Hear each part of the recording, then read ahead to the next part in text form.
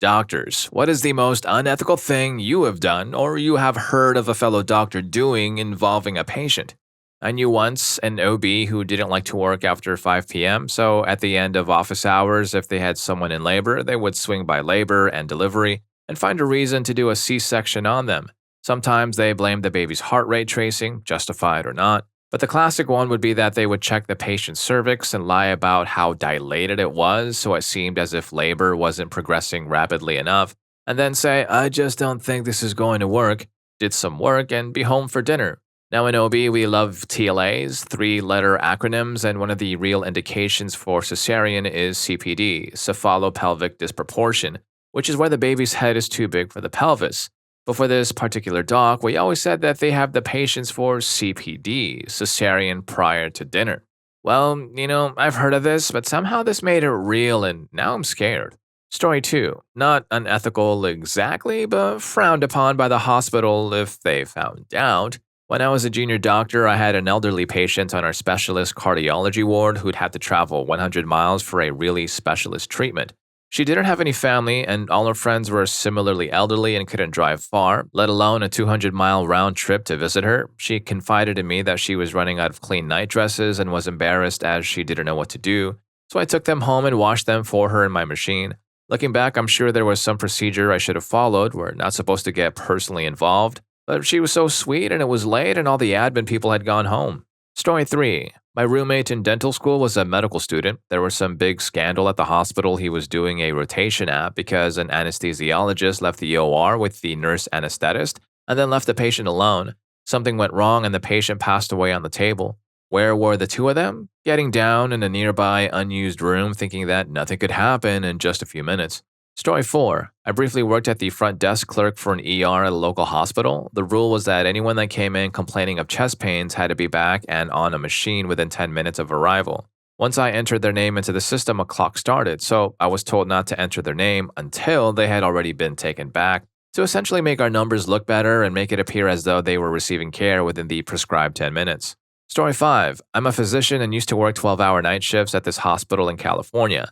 My coworker, who was also a doctor and admittedly a young and good-looking fellow, and I covered pages from different floors. If there was nothing going on, I would usually be in my call room reading, sleeping, watching TV, until a nurse would page me for a problem. My colleagues' on-call room shared the same wall with mine. One night, I was reading in my room when I started hearing my colleague and another woman having intimacy. The noises started getting louder and fairly difficult to ignore. Sorry, but she was pretty loud. Then in the middle of this charade, I heard his pager go off several times without him answering it. Eventually, I left the room and called the hospital operator. I asked her who had paged Doctor, my colleague's name, and then called the nurse who was trying to get in touch with him. Turns out the page was for a patient that was in a serious condition and had to be taken to the ICU. I took care of everything and went back to my room. Later on, I told him that they were paging him for a critically ill patient overhead, and that he must have fallen asleep, but I think he knew that I knew because he got red and thanked me for covering for him. Yeah, you can't fool me. This is just the 4th episode of Grey's Anatomy. Story 6. It was in the news here, but there was a surgeon in Birmingham, I think, who diathermed, essentially burnt his initials onto the patient. My colleague worked with him and saw him do this. I personally haven't seen much that's too bad. There are a lot of pretty dark jokes in the doctor's office, but nothing potentially damaging. A nurse did once offer to give me unprescribed flucloxacillin for a skin infection, but I politely refused. Story 7. Not a doctor, but a cousin of a bandmate came to a festival with us and proceeded to drink 2 bottles of whiskey, neat, jump over a campfire with an axe, kick over a pushchair with a baby inside, and have a blazing row with the mother before passing out halfway into his tent. We were woken up by security asking if we knew him and what time he would be awake so that they could kick him out. Following an extended period of guard duty, he was woken and evicted, at which point he decided to drive home to get ready for work as a doctor the next day. Story 8. I'm a general surgery resident. We had a patient that had been on our service for about a year. Older fellow, very sick. Every now and then he would go into respiratory distress, get intubated or BiPAP for a bit. Always would bounce back to his baseline of 8 out of 10 sick. Everyone called him The Rock, but not in a cool do you smell what The Rock is cooking kind of way, in a boring sick person that just sits there kind of way. Well, he had always been a full code, and that means that in case of passing away, we do everything we can to keep him alive. After a long time of being inpatient, my attending was sick of him, and made him a DNRI, which means let him pass if he starts to struggle. He didn't want this, but they got away with it, saying that he did not have capacity. Well, he was decently with it, but I can see that argument. So, talks with the family started, and they specifically stated that they wanted full code. My attending didn't agree and decided to call them to confirm, but we think he purposely called the wrong number many times and eventually decided for himself that he was DNRI. 2 days later, the guy went into respiratory distress and passed away. I came to rounds the next morning to two attendings yelling and screaming about the right thing to do. Maybe I feel that it's better that he passed as well, but his and his family's wishes were ignored and purposefully evaded. I could never go against someone's wishes. Story 9. This happened when I was a medical student working in the ER. This 20-something male was intoxicatedly driving and crashed his car into an elderly couple, causing them to require emergency surgery. He was belligerent and walking around in the trauma bay. Nurses were trying to get him to calm down, stay in his room, and stop yelling. He was calling the nurses' names and asking to go to the bathroom, so they gave him a urinal. As he was urinating, my attending went up to him and said, "I want you on that bed right now." He responded rudely, so my attending knocked the urinal out of his hand. Liquids went flying all over the room. He picked him up and threw him on the bed and pushed some rocuronium through his IV to paralyze him. Then he seemed to take his time intubating him, letting his O2 saturation get down into the 40s before finally letting him breathe again. I don't know what ended up happening to the guy in the long run. It turns out he had just broken up with his girlfriend and went on a drinking binge. He deserved to be punished for what he did, but I don't think he deserved to be forcibly intubated for no reason other than causing a scene. Story 10. In the Seattle area, the undisputed rulers of mass LASIK eye surgery were Doctors King and Mokovac. King and Mokovac were on all the radio stations. They comped DJs and talk hosts free LASIK in return for on-air testimonials. Everyone in the metro area knew Doctors King and Mokovac. They were household words. Then it turned out that Dr. Mokovac tried to hire a Russian hitman to end Dr. King. The practice collapsed, and a lot of radio hosts had to explain their affection for a guy who was up for conspiracy to commit crime. Dr. Mokovac got 20 years in the can, and Dr. King is still in the LASIK game. Story 11. My mom is a nurse that worked at a hospice. She was known among the other nurses as having a gift. When it was coming time for a patient to reach his or her end, my mom would be able to guess the time of passing, usually within 5 to 10 minutes. The nurses would make betting pools and really were fascinated by what my mom could do. They would tip her off on a patient in bad condition, and she would go in and take their temperature, feel their feet, and check their pulse and walk away with an exact time. She won a lot of money and free lunches during her stay there. When a higher management official approached her one day about it, she immediately started to apologize for her unprofessionalism. The manager stopped her and told her she was in fact impressed by her ability. Story 12. My father is a psychiatric nurse, and he will openly say how jaded he is by the incompetent people he works with. He's been employed as a registered nurse since the 1970s, but in recent decades, the government has slashed the mental health budget, so instead of hiring qualified nurses who command a higher wage, they hire what are essentially babysitters with no experience. His patients are seriously mentally disabled, not the type who need to be put in a straitjacket and sedated, but grown men with the intelligence of 4-year-olds. These babysitters know nothing about restraining them when they get violent. They just cower in the corner and wait for the 1 or 2 nurses in the building. There's also a lot to be said about the character of these babysitters. My dad told me about one patient who had a phobia of cicadas. So this a-hole's colleague thought it would be funny to catch a cicada and chase the poor patient around the grounds with it. The worst case of incompetence he told me about happened at this hospital that was located within walking distance from a major 6-lane motorway. 2 nurses came in for their night shift. Patients are sleeping, so workers on the night shift will watch TV or do anything else to keep themselves awake during quiet periods. These guys had brought in computer equipment with the intention of repairing or building a computer, I don't know. The fact was that they were so engrossed in their task that they failed to notice one patient who had woken up and left the premises. It wasn't until emergency services showed up and told them that there had been a fatal accident on the motorway that ended this patient that these nurses realized anything was amiss. Neither of them got sacked thanks to the strength of the nurses' union. Story 13. Pro tip, check the medical license history through your state medical board before going to a doctor. Some of the disciplinary action is no big deal, failure to properly document things, but I've seen some really crazy things. For instance, one surgeon had repeatedly performed gallstone removal on patients without actually doing anything. The doctor was operating on people, pretending to remove stones and just placing the same set of stones from a previous surgery in a container, and then sewing people back up. He did this to several patients before a group of OR nurses caught on and turned him into the board. The guy still has the license to practice.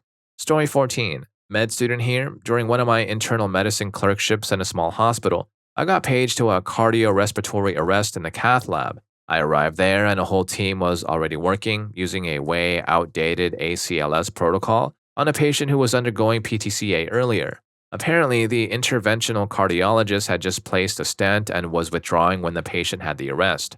After 45 minutes of resuscitation, the patient did not recover, so I was expecting them to just announce the time of passing, and that's when it got unethical. The whole staff agreed to just send the patient to the CCU, knowing he was gone, intubated on an ambu bag with a monitor showing a nurse's pulse and oximetry, and to tell the parents that the intervention was successful and that he needed observation before being discharged to a regular floor. The patient was kept in the CCU, and the staff would tell the family gradually that he was getting worse, and 2 hours later they told them that he had just passed away because he couldn't tolerate the procedure.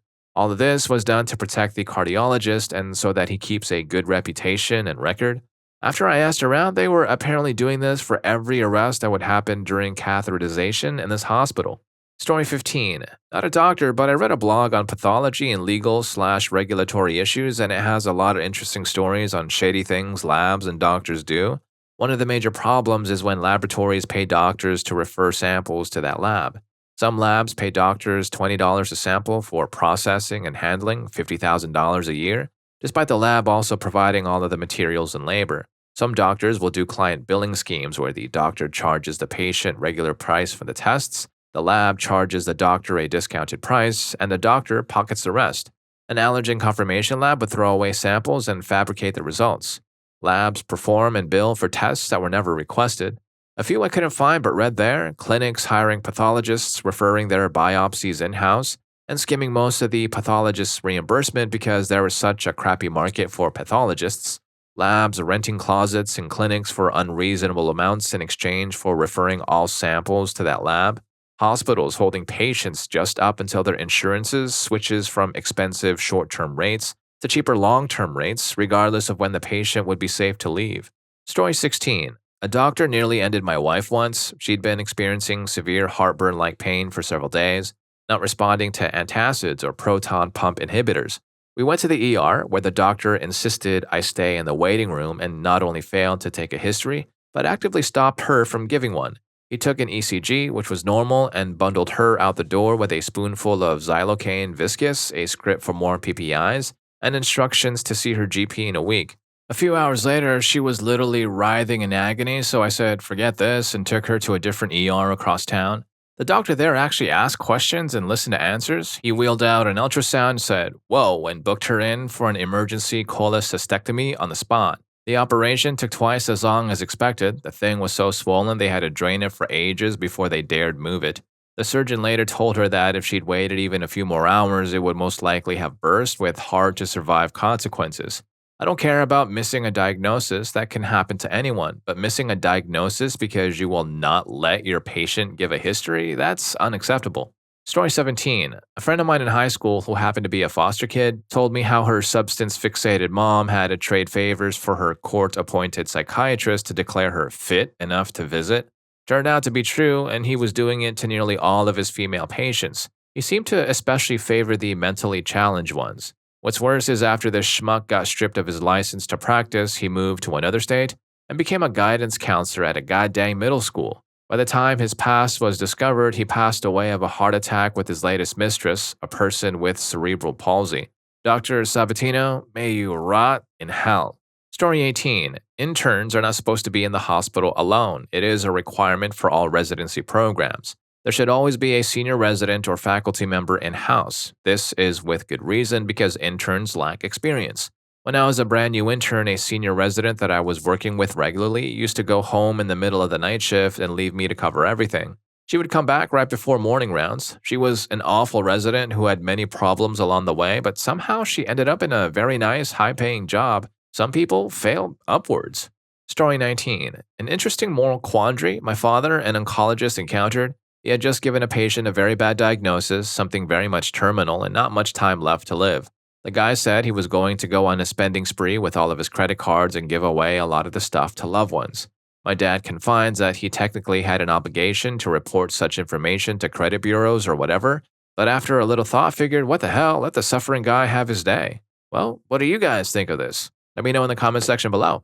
Story 20. Things I've seen in the medical field. A patient removed from hospice for a hip replacement. She quoted hours after leaving the OR again and again and again. The sad part is that on the hospice, they agreed to forego resuscitation efforts. Since there was no paperwork confirming that their wishes they went out in the exact way they had hoped to prevent.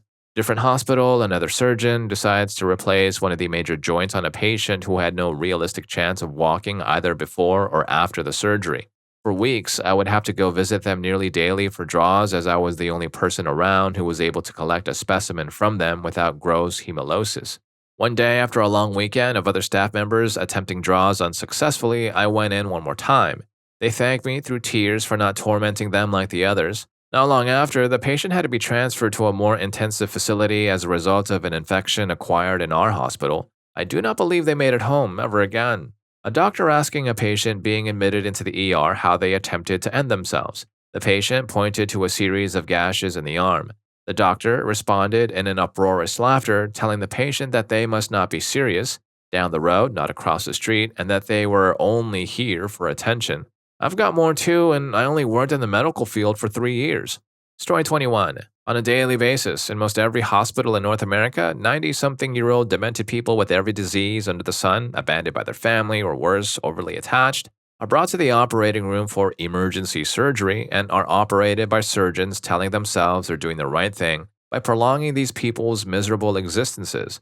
I think one of the biggest social challenges in my lifetime will have to be how we care for the elderly at the end of life. Our resources simply can't handle the default do-everything attitude in North America. Story 22. I'm not a doctor, but a friend of mine's dad got diagnosed with colon cancer a while ago. They treated that, and then the cancer spread to his liver. He had an operation to remove 60% of his liver, but not too long after the procedure, they found cancer in his lungs. But here's the twisted part. He went to a different cancer center following the procedure, and they found that he had cancer in his lungs all along. That's right, it said on file that the hospital he went to previously knew he had colon and lung cancer at the same time for 3 months, and they were never going to tell him. They intentionally were keeping it from him. The man is interested in pursuing a lawsuit. I, for one, think the whole situation is awful. The cancer center said had they treated the colon and lungs at the same time, it would have been better. Story 23. Emergency physician here. More than once, I've called a surgeon for a patient needing to go to the OR because they were incredibly ill with some intra-abdominal process or other, and they say they're really sick and they're going to pass away. Anyway, if I operated on them and they pass away in the next 30 days, that goes against my numbers. So why don't you admit to medicine? I'm still livid about these cases because while it is true that the patients were likely going to pass away regardless, the only way they would have any chance at all of making it was by going to the OR. Those surgeons condemned the patients to pass away because it would hurt their precious statistics. I once, as an intern, was practically screaming at a surgical chief over the phone. If you're in medicine, you know this doesn't happen. And if you're learning a thing or two from these stories and experiences so far, please don't forget to hit that subscribe and like button for more videos just like this. Help me reach my next goal of 60,000 subscribers. Thanks in advance. Story 24. I was working as a scribe in the ER with an older doctor who was notoriously slow and seemingly incompetent. I believe they had put him on some kind of leave briefly before I arrived due to questions about his competence to practice, but it happened before I got there, so I never heard the whole story. Anyway, one afternoon, a girl around 12 came in with her father. The girl was adopted and had a long history of psychological issues as well as severe antibiotic-resistant UTIs and incompetence. The girl had come in with abdominal pain, and during the exam, we noticed that she was a little odd, but her father, who was with her, made the hairs on the back of my neck stand up. He was attentive, but not in a normal fatherly way. He was calm, but it almost seemed like he didn't really want us to examine his daughter too closely, and he refused to let us talk to her alone. Sometimes the doctors will ask parents of preteens and teens to step out so that we can ask questions that might otherwise not want to be answered in front of their parents. It was strange enough that when we got back to the doctor's station, I mentioned it to the doctor. He agreed that the dad was strange. About 15 minutes later, the nurse who was caring for the girl came up to him and asked him what he thought of the dad. The doctor agreed he was strange again, and the nurse said she thought he might be essaying his daughter, especially since her psychological issues, UTIs, and constipation were common issues seen in children who have been essayed. The doctor said, "Well, maybe, but we can't prove it." The nurse asked if he wanted to go back in and talk to the girl or the dad. The doctor said he didn't think he needed to. Eventually, the girl and her father left. I was disgusted and pulled the nurse aside to ask if there was anything more we could do, but she said that ultimately it was just suspicion on our parts and we had to defer to the doctor. About a month later, I was working an overnight shift with a different doctor, and this girl came in again with her father and little sister. The father had a long and very convoluted story about how the girl and her sister had been staying over at her friend's house. The father apparently went with them during sleepovers and stayed at the friend's house too, but had left the house to run an errand. When he returned from the errand, the girls were in bed. The friend's father had insisted that the girls sleep in his room with him, and the door was locked. At some point, the girl had gone downstairs, and the father said he noticed that she seemed out of it, and he believed she had been spiked, which was when he brought her to the hospital. He tried to claim that he thought the girl's friend's father had accidentally given her some apple juice with a sedative crushed in it. If you're not following the father's story, it's because, well, the story made no sense. We tested the girl's samples and it was positive for depressants, which she was not prescribed. At that point, we called the police as it was now a criminal matter, and they began investigating the story. As near as they could find, there was no friend or friend's father. They confided to the doctor and me that they thought the father had made the story up to cover his own mistreatment of his daughter. The girl was admitted to the hospital, at which point I wasn't able to follow what happened to her anymore. The thing that made me so angry about this is that the two of us tried to get the other doctor to report or investigate what was going on. Maybe nothing would have happened no matter what he did, but maybe he could have found something and saved that girl a month of cruelty. Story 25. I broke my arm on an Independence Day weekend. I broke it badly, so bad that after the x-rays were done, the ER doctors and nurses kept calling each other over to the computer monitor. "Hey, you gotta see this." My elbow eventually had to be replaced with a metal elbow. Normally, the doctors in the ER will patch up a broken bone, but this was so messed up, they had to bring in the orthopedic surgeon on call that day, except he didn't come in. They paged him multiple times. It was like 5 hours before he returned the page. Remember, this was the orthopedic surgeon who was supposed to be available to come in on a moment's notice. Meanwhile, I'm flat on my back in a bed, and the hospital staff was making all the preparations for the surgery on my elbow. Finally, 5 hours after he's first paged, the orthopedic surgeon calls in and looks at my x-rays via a remote connection. One of the ER docs comes into my cubicle to tell me they're going to be discharging me because my situation is not an emergency and therefore does not require immediate attention. I overheard the same ER doc telling my nurse the surgeon just didn't want to come in on a long weekend. I was sent home and scheduled for surgery the following week. I filed a complaint with the state medical board who, of course, did nothing. Story 26. I give pain meds to people I suspect might be substance seekers when they are being annoying, whiny witches. I get exhausted from their constant asking. I eventually break and just order them so I can stop being paged about it. I sometimes say I will call family members and forget and then remember later in the bed at night. I do feel bad about it. Right now I can think of 3 things I may have forgotten to order today. I'm just going to look in the morning. When I was a hospitalist, I walked into a code where the woman was 100 and they were coding her. It was so obscene that she wasn't a DNR. I lost my crap and had to leave the room because I started laughing at it. I think it was more horror that family members insisted on keeping sickly, elderly people full codes and it came out in hysterical laughter. I felt awful later. Story 27. So, a few years ago, I went to a walk-in doctor because I thought I had chlamydia. The doctor took a quick look and came to the same diagnosis, writing me a prescription for some sort of antibiotic. Then he said, "Actually, I might have some left over from another patient," and proceeded to go into his drawer, pull out a bottle full of the right pills, and hand them to me.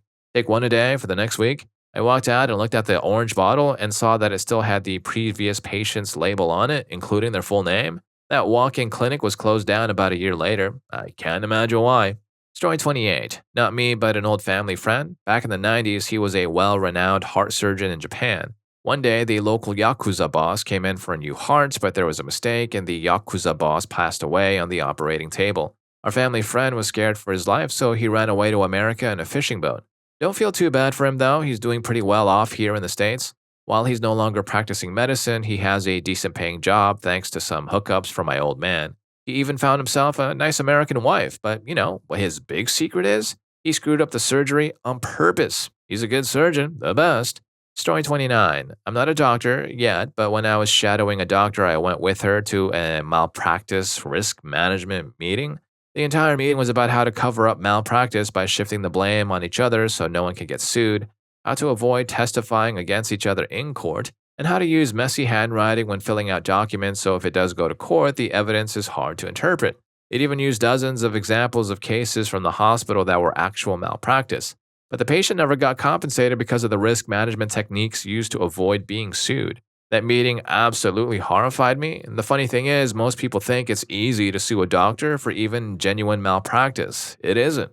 Story 30. Disclaimer, I'm not a doctor and wasn't there, I just heard the story. What I am about to describe was a crime and people were held accountable. It is in no way a reflection of the care you might receive in a hospital. Now, that being said, a patient presented to the ER extremely combative and spiked on stimulants. He was fighting with everything he had. Anyone who has ever restrained a person in that state knows they can possess unusual strength. So this doctor was frustrated with it, the screaming, the commotion, the two nurses who were bitten severely. After several difficult attempts, someone finally got an IV line established. Instead of using traditional sedatives, the doctor used a different approach, one that amounted to a violation of virtually every malpractice guideline. He said, "Forget it, give me 100 of Sux, short for succinylcholine, a paralytic substance used to relax all of a person's muscles for intubation, a procedure where you introduce a tube into the trachea and begin breathing for the patient using a bag valve device or a ventilator. If you are familiar with tetrodotoxin poisoning, it works the same way. Under its influence, you are completely paralyzed. You can't even breathe. The critical point is that you remain completely conscious. You can see, hear, smell, and feel everything that is happening to you. That's why it is almost always given with a variety of sedatives so you don't feel or remember the terror of being paralyzed and having someone else in control of your breathing." So this doctor administered the medication, the guy went limp, the patient was intubated. Then the doctor grabbed the BVM, got down close to the patient's ear, and softly whispered, "I bet you want a breath right now, don't you?" And he was teasingly squeezing the bag just enough to keep him alive and desperate for air. Try to yell now. The patient's heart rate was elevated, tears streamed down from his frozen eyes.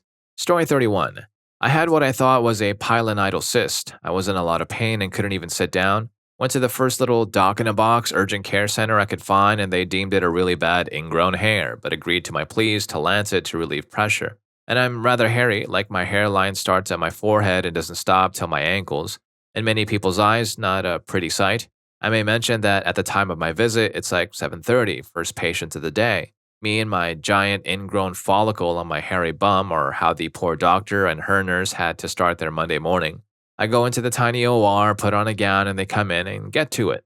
My entire bum and lap area were completely covered in mess. The ingrown hair was massive and formed an L-shaped pocket that was putting pressure on my tailbone. They stuffed medicated gauze in the cut, tossed down a handful of wet naps, and very coldly and dryly tell me to get cleaned up. They're done. After feeling a bit humiliated to begin with, it takes me a good 10 minutes to clean myself. The doc and her nurse walk back in on me twice, only to sigh and give a snarky comment like, "Not done yet?" while rolling their eyes.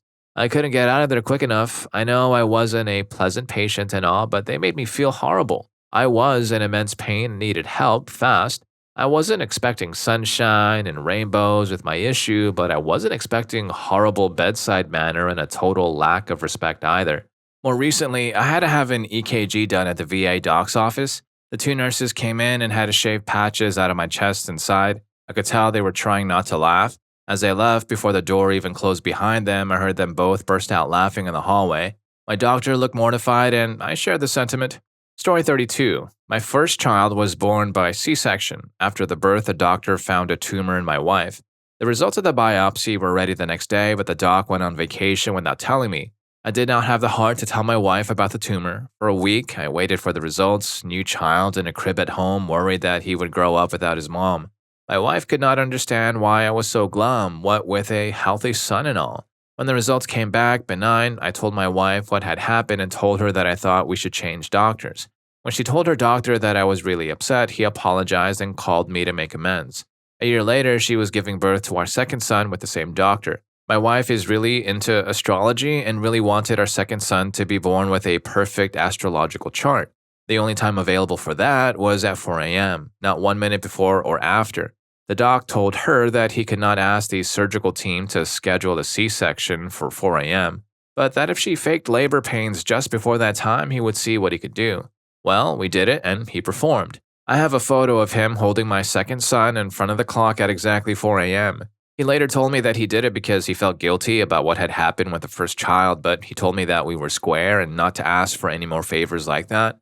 We are great friends to this day. That was 18 years ago. By the way, he was born on my birthday, January 17, at exactly 4 a.m. Story 33. Because people are rightfully concerned over the large number of unsettling stories, I'll share this. I grew up with a family where the father was a doctor. He was the most hardworking, nicest guy you'd ever meet. He regularly gives consultations in his off time to people he knows or who know people who know him. We don't have health insurance, so they don't have to pay exorbitant amounts of money for a doctor's visit. Despite having been named one of San Diego's best doctors for 15 years running, against the suggestions of his peers to take a comfortable, better paying, easier job, he stays as an ER attending because he can do more good there. He's been ostracized at his old hospital for reporting one of the hospital's most personally beloved doctors for writing prescriptions to a substance-fixated wife after he refused to stop. When particularly scared kids would come through the ER and then get admitted, he's been known to visit them when his shift ends to read them Harry Potter. Doctors can be concerning and incompetent, but they can also be great and caring too. Story 34. When I was pregnant for the first time, I went to the hospital because I was having cramps and was worried about miscarriage.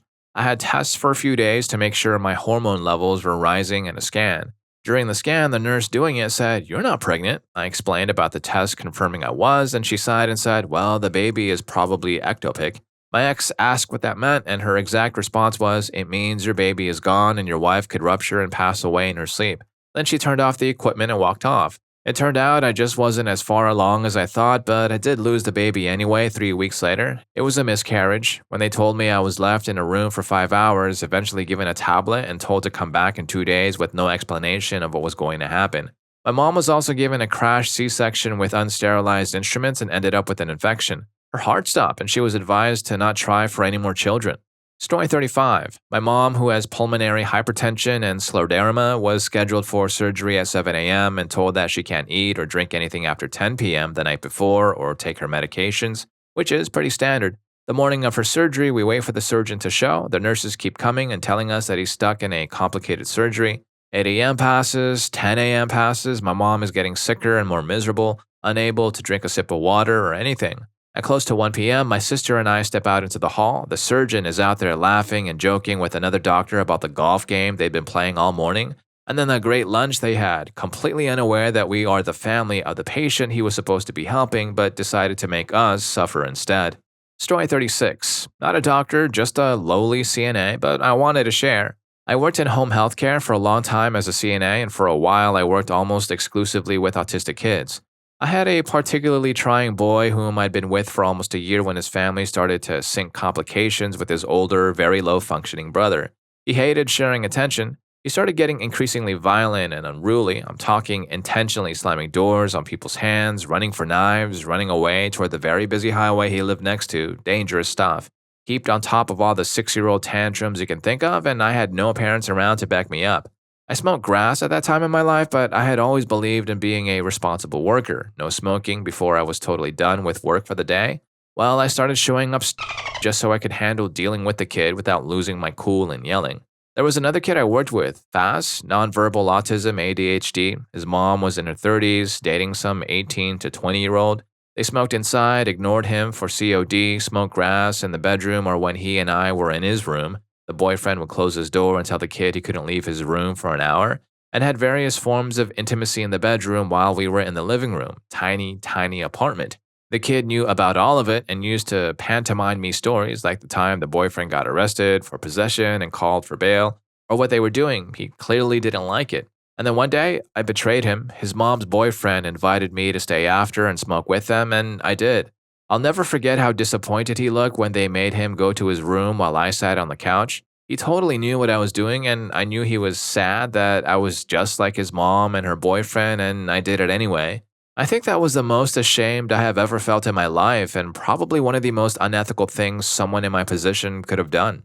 Story 37. I was an endoscopy technician for a few years in my early 20s. I worked with a doctor that would book 30 plus cases in a day, perform endoscopies in under a minute and colonoscopies in under 5. And if his schedule had any open blocks, he would go shopping around the hospital for more patients to squeeze in. These patients were often over 90 years old and had varying levels of dementia. He'd convince them or the caregivers that they needed colonoscopies for something as mundane as change in bowel habits. I've also seen a few examples of downright incompetence and laziness during complicated procedures, and there were a few doctors that were known for throwing tantrums. The shopping doctor would throw his desk phone across the room at least once a month. I was 20 years old at the time, but I often felt like I was babysitting children.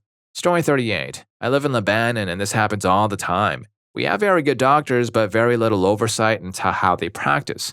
I am a doctor myself, so you won't think I'm a paranoid patient who blames doctors even when they've done their job properly. My grandma once got a little cough and my family took her to the ER at a very decent hospital. I arrived later only to see that the cardiologist was telling my family that she needed an emergency open heart surgery now, because she was having a heart attack, not just a cardiac catheterization even.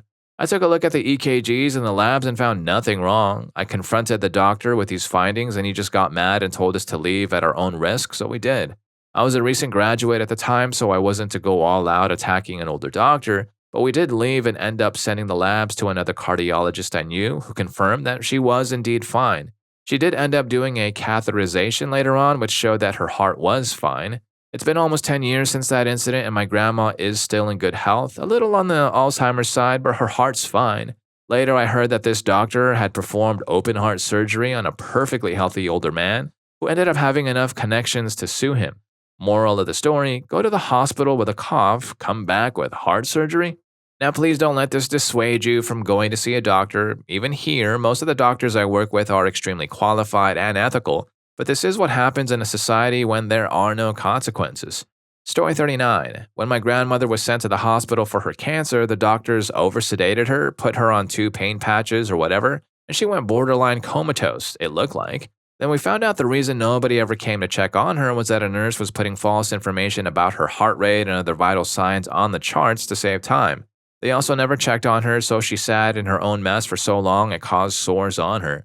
Long story short, due to a combination of the liver cancer and the very poor service, she passed away in the hospital.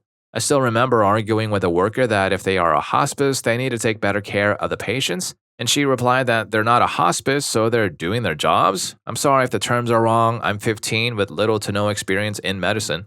Alright, so if you liked any of these stories, here's more for you. YouTube thinks you're gonna love this. I'll catch you in that video.